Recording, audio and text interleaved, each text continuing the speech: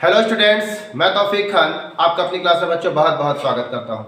बच्चों, आज जैसा कि आप हेडिंग देख पा रहे हैं, आज हमारे पास ये जो बोर्ड में हेडिंग पड़ी है उसका नाम है अभिक्रिया की कोटि। बोर्ड पेपर में बहुत ही महत्वपूर्ण ये क्वेश्चन है।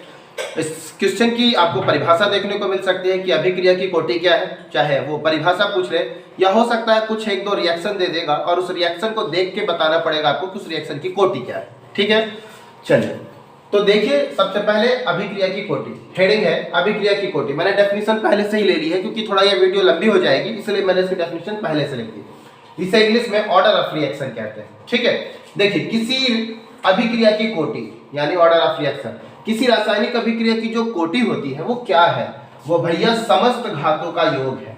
समस्त घातों का योग का मतलब क्या है? जैसे आपको पता है A plus B arrow C plus D, तो हो सकता है इसके A और इसके B ऐसे मोल होंगे। तो समस्त घातों का योग, बेटा इसको मोलों की संख्या भी बोल सकते हैं, अणुओं की संख्या भी बोल सकते हैं, या इसको स्टाइकियोमेट्रिक गुणांक भी कह सकते हैं। ठीक है ना, तो समस्त घातों का योग है। इसका मतलब R is equal to K active mass of A की घात A active mass of B की घात B, ये कह रहा है उन घातों का योग है। ठीक है, अब घातों का तो योग है, ये तो ठीक है कि भैया क्या है, ये कोटि को किससे प्रदर्शित करते हैं? n से। तो n क्या है? घातों का योग, a प्लस बी हो जाने वाला है ये। ठीक है, घातों का योग है, लेकिन जरूरी नहीं है कि घातों का योग वही हो जो मोलों की संख्या है, क्योंकि ये भैया प्रेक्षित वैल्यू है।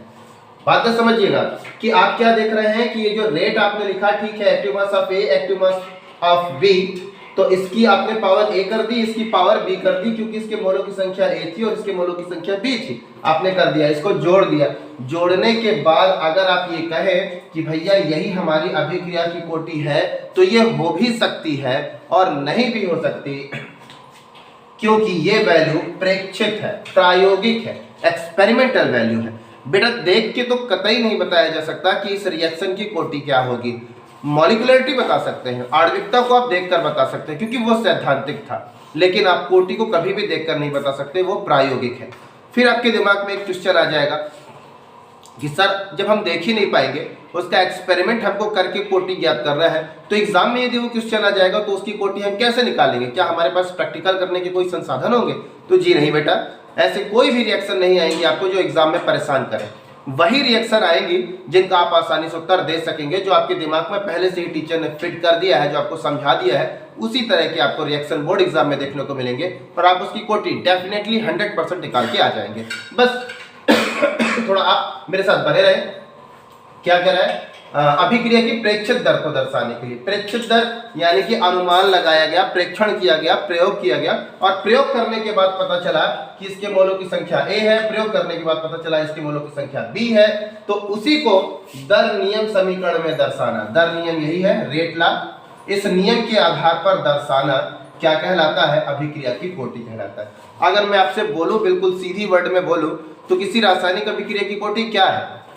अभिकारकों, जो अभिकारक है किसी रासायनिक अभिक्रिया में प्रयुक्त होने वाले अभिकारक के प्रेक्षित मोलों की संख्या के योग, प्रेक्षित मोलों की संख्या के योग को ही अभिक्रिया की कोटि कहते हैं, जिसे n से दर्शाते हैं। और ये बोर्ड पर भी डेफिनेशन लिखी है जिससे मैंने यहाँ पे आपको समझाया, ऐसे भी आप बता सकते हैं। ठीक है, थोड़ा सा आप 2-3 बार वीडियो देखेंगे तो आपको बिल्कुल क्लियर हो जाएगा अभिक्रिया की कोटि क्या है। एक बार और, अभिक्रिया की कोटि क्या है? अभिक्रिया घातांकों का योग है, घातों का योग है। वो घात कहाँ से आ रहे हैं? जो हम रासायनिक अभिक्रिया में अभिकारक ले रहे हैं, उस अभिकारक में कितने मोल लगे, प्रयोग द्वारा हमको ज्ञात करना है कितने मोल लगे। उन्हीं मोलों की संख्या को हम घात के रूप में अभिकारक के ऊपर दर्शाएंगे और उनका योग करेंगे, अभिक्रिया की कोटि ज्ञात करेंगे। ठीक है बच्चों, ये थी आपकी अभिक्रिया की कोटि। अब हम लोग आगे बढ़ते हैं। कोई क्वेश्चन आ गया हमारे पास बोर्ड एग्जाम में कि भैया अभिक्रिया की कोटि फला रिएक्शन की बताइए, तो कैसे बताएंगे? चलिए अब हम लोग प्रैक्टिस करते हैं अभिक्रिया की कोटि की, कैसे आप अभिक्रिया की कोटि फाइंड करेंगे। ठीक है, चलिए सबसे पहले रिएक्शन लिखते हैं, NaCl प्लस AgNO3, ये रिएक्शन करेगा तो बनाएगा NaNO3 प्लस AgCl। अब वो आपसे पूछ रहा है दिए गए रासायनिक अभिक्रिया की कोटि बताइए, ऐसे क्वेश्चन आया दी गई रासायनिक अभिक्रिया की कोटि बताइए। तब आप क्या निकाल रहे हैं भैया, अभिक्रिया की कोटि। अभिक्रिया की कोटि क्या है, प्रेक्षित है, तो आप यहाँ पर लिखेंगे भाई क्या है, ये हमारी प्रेक्षित दर है। प्रेक्षित दर क्या है, इसका rate R is equal to K, active mass of NaCl, तो NaCl के कितने मोल है, 1, फिर एक्टिव मास ऑफ AgNO3 की घात 1, क्योंकि इसके मोलों की संख्या 1 है, तो N क्या होगा, कोटि क्या होगी, 1 + 1 इज इक्वल टू 2। ठीक है, ये निकल गई अभिक्रिया की कोटि। आगे बढ़ते हैं। तो अब आप क्या देख रहे हैं, सर ये तो बड़ा इजी है, 1 सीधे जोड़ दिया अभिक्रिया की कोटि। आप तो बोल रहे हैं प्रैक्टिकल पर निर्भर करती है, प्रयोग पर निर्भर करती है। जी हाँ बच्चों, मैं आपको अभी स्टार्टिंग पर सरल बता रहा हूँ, आगे मैं आपको थोड़ा सा टफ करूंगा, जिसमें आप देखेंगे कि वो मोलों की संख्या पर निर्भर नहीं कर रहा होगा। ठीक है, चलिए आगे देखते हैं। दूसरा, ये दूसरा रिएक्शन देखते हैं।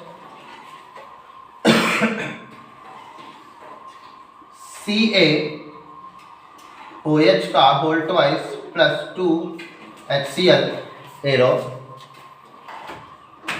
CaCl2 प्लस 2H2O, ये रिएक्शन है आपका।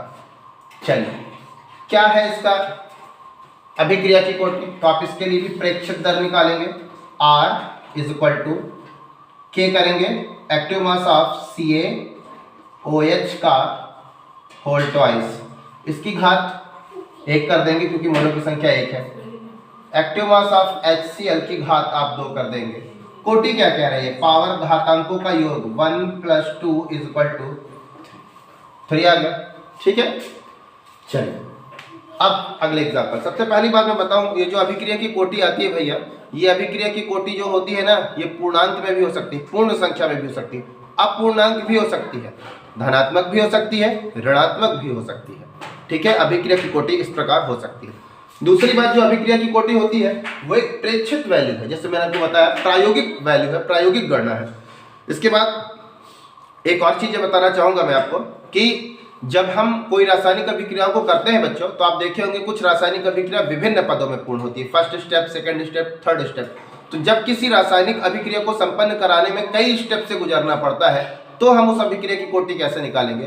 तो बच्चों हमको करना क्या होता है, वो रासायनिक अभिक्रिया जो मंद होती है, जो स्लो चलती है, जो स्लो चलने वाली रिएक्शन है ना, जितने भी पद में वो रिएक्शन हो रही है, उन पदों में जो रिएक्शन सबसे स्लो होगी, वही स्लो रिएक्शन जो है अभिक्रिया की कोटि को प्रदर्शित करेगी। ठीक है, चलिए तो हाँ, अब आगे इसको मिटाते हैं, आगे देखते हैं।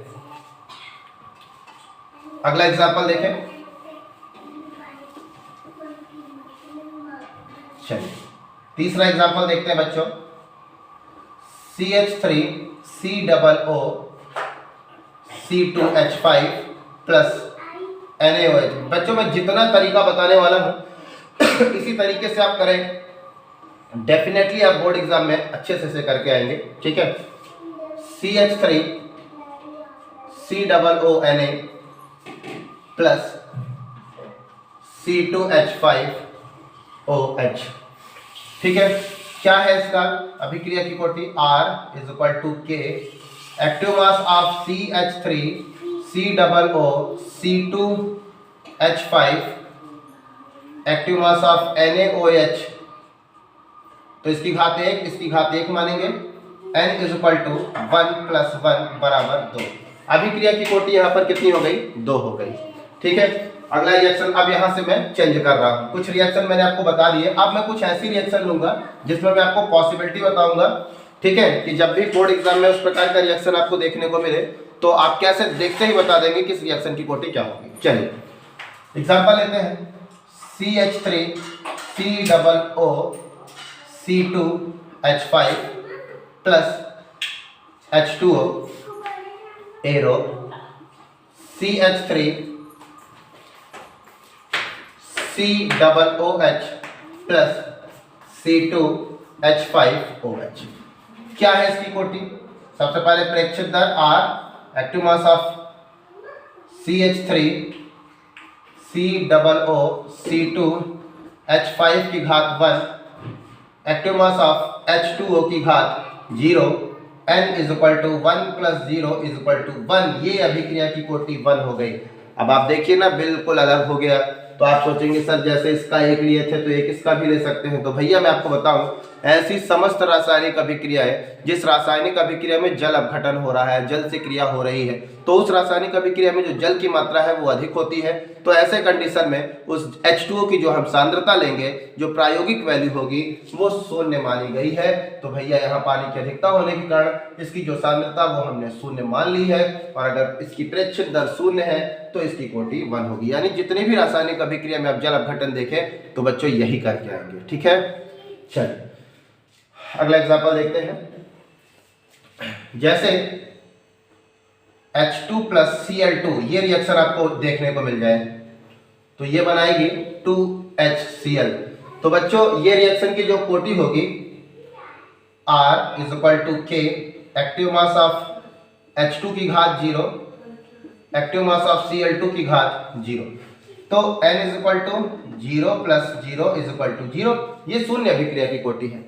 तो कैसे शून्य अभिक्रिया की कोटि हो गई बच्चों? ये जो रासायनिक अभिक्रिया आप देख रहे हैं H2 प्लस Cl2, ये रासायनिक अभिक्रिया प्रकाश पर निर्भर करती है। ये रासायनिक अभिक्रिया प्रकाश की उपस्थिति में होती है, अर्थात यदि प्रकाश नहीं होगा तो ये रिएक्शन नहीं होगी। अगर ये रिएक्शन नहीं है तो भले चाहे इसके कितने भी मोल हो फर्क नहीं पड़ता, रिएक्शन ही नहीं होगी। इसलिए ये रासायनिक अभिक्रिया अभिकारकों की सांद्रता पर नहीं बल्कि प्रकाश की उपस्थिति पर निर्भर करती थी, इसलिए इसकी कोटि शून्य मानी गई है।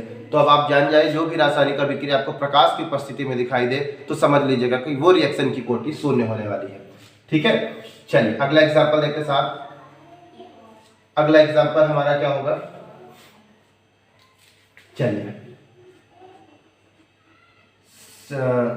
C12 H22 O11 plus H2O arrow C6 H12 O6 C6 H12 O6। ये एग्जांपल आ गया। तो बिल्कुल अब आप देख रहे हैं सर यहाँ पर पानी है, तो पानी है तो भैया H2O की सांद्रता आप यहाँ पर प्रायोगिक दर कितनी? शून्य, यानी इसके घात आप कितना लिखने वाले हैं? शून्य। तो कोटि कितनी होने वाली है? 1। तो आप जान गए R is equal to K C12 H22 O11 की घात 1, एक्टिव मास ऑफ H2O की घात 0 करेंगे, तब इसका n बराबर 1 प्लस 0 इज इक्वल टू 1। प्रथम कोटि की अभिक्रिया होगी बच्चों। ठीक है, चलिए अब आगे बढ़ते हैं, इसको मिटाते हैं। ठीक है, अब अगले एग्जांपल को देखते हैं बच्चों। अब अगला एग्जांपल देखें, CH3CHO एल्डिहाइड, ये बट रहा है CH4 प्लस CO में, कार्बन मोनोऑक्साइड। तो इसकी सांद्रता क्या होगी? R is equal to K, active mass of CH3CHO की घात 3/2। तो यहाँ पर अभिक्रिया की कोटि कितनी हो गई? 3/2 यानी 1.5। ये अभिक्रिया की कोटि है। ठीक है, इसको भी आप बिल्कुल अपने इसी प्रकार दिमाग में रखें। अब आगे देखते हैं, जैसे N2 प्लस 3H2 ऐसा रिएक्शन आपको देखने को मिल जाए तो ये Fe और MO की उपस्थिति में हुआ है 2NH3। तो बेटा जो रासायनिक अभिक्रिया उत्प्रेरक की उपस्थिति में होती है वो रासायनिक अभिक्रिया में जितने भी अभिकारक प्रयुक्त किए जाते हैं उनकी सांद्रता शून्य ली जाती है, क्योंकि वो रिएक्शन उत्प्रेरक की उपस्थिति में होती है। उत्प्रेरक नहीं है तो रिएक्शन नहीं हो सकता, यानी रासायनिक अभिक्रिया उत्प्रेरक पर निर्भर कर रही है। तो ऐसे में अभिकारकों की जो सांद्रता है वो शून्य, तो यानी अभिक्रिया की दर भी शून्य। R K, active mass of N2 H2 की घात 0 N बराबर 0। ठीक है, इसके बाद दूसरा रिएक्शन देखिए, SO2 प्लस O2, इसको 2 ले लीजिए, वेनेडियम पेंटाऑक्साइड 2SO3 उत्प्रेरक की उपस्थिति में हो रही है। तो कोटि इसकी क्या हो जाएगी? शून्य। R is equal to K, active mass of SO2 की घात 0, O2 की घात 0, N is equal to 0 plus 0 is equal to 0। शून्य अभिक्रिया की कोटि है बच्चों। अब इस प्रकार के क्वेश्चन बोर्ड एग्जाम में ना देखकर कुछ इस प्रकार भी दे सकते हैं। देखिए, जैसे मान लीजिए R क्वेश्चन, ये मान लीजिए पहला है, ये दूसरा था, ये तीसरा था, ये चौथा। क्वेश्चन इस प्रकार भी दे सकता है, R बराबर K active mass of A की घात 1/2 एक्टिव मास ऑफ B की घात 3/2। तो अभिक्रिया की कोटि बताइए। तो आप कोटि कैसे निकालेंगे? n बराबर 1/2 प्लस, अब क्योंकि रिएक्शन एग्जाम में ही दे दिया है तब आपको यहाँ पर टेंशन लेने की जरूरत नहीं। एग्जाम में अगर ऐसा दिया है तो भैया एग्जाम में अगर कोटि वो पहले से लिख के दे दिया है तो वैसे ही आपको वो जोड़ देंगे, क्योंकि ये प्रायोगिक है, एग्जामिनर ने पहले से प्रयोग द्वारा उसको लिख के दे दिया है। ठीक है, 3/2 इसको सॉल्व करेंगे तो सॉल्व करने के बाद आएगा 2। तो ये वाला भैया द्वितीय कोटि की अभिक्रिया है। इसी प्रकार इस प्रकार भी हो सकता है R = K active mass of A की घात 3/2 एक्टिव मास ऑफ B की घात -1। ठीक है, ऐसे भी दे सकता है। तो बोलेगा कि भाई दी गई रासायनिक अभिक्रिया की कोटि बताइए। तो आप लिखेंगे n बराबर 3/2 प्लस -1, इसे सॉल्व करेंगे तो आएगा 1/2, यानी ये अर्ध कोटि अभिक्रिया है। ठीक है, तो इस प्रकार रासायनिक अभिक्रियाएं बोर्ड एग्जाम में आपको मिलेंगी बच्चों, और ऐसे ही रिएक्शनों की आप कोटि बता देंगे। इसके अलावा ऐसा कोई भी क्वेश्चन नहीं आएगा जो कि आपको एग्जाम में परेशान करेगा। बहुत ही सरल तरीके से हो सकता है पानी के साथ दे दे, हो सकता है प्रेरक की उपस्थिति में दे दे, प्रकाश की उपस्थिति में दे दे। तो हम आपको मैंने तरीका बता दिया है, उसको आप हूबहू उसी तरह करेंगे। उम्मीद है मेरी आपको क्लास समझ में आई होगी। धन्यवाद।